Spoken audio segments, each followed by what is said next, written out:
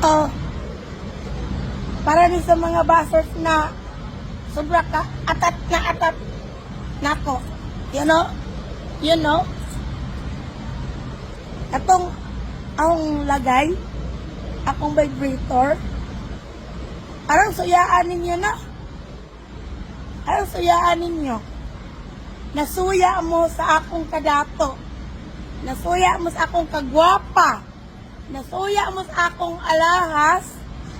O nasuya mo sa entire Panglao Island. Wala mo'y diamond na worth of 200 million pesos. Oh, nakita ninyo diamond na from Italy rare. Bisan mayor, aning Panglao, wala ani. Dili siya ka pareha sa ako ang mga jewelry. So kasabot mo. Ay na magbash-bash nako. Kahilasan ko. Agong bilat, di kurintihan na. Kung paminaw, sigbasan ng inyong mga share ninyo ng uten-uten. Napungot na ko ninyo. O nya, kamo. Ingani mo, prana ko, taga-adlaw, naning wilkon. Sige, palit-palit. Og mga materyales, di ba wa? Baho gali mo singot, wa gali mo kapalit bisan perfume ninyo. Ilas mo. Ay na mo basbas ning dunya sa Panglao.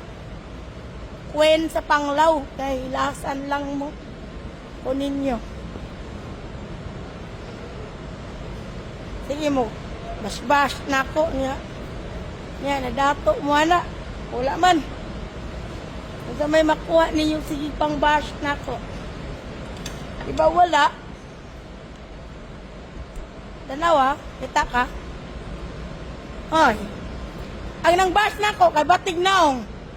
Ang iyang lagay, di patun mo barog. Og babae man, bahog pugbilak, gabok og bulbol.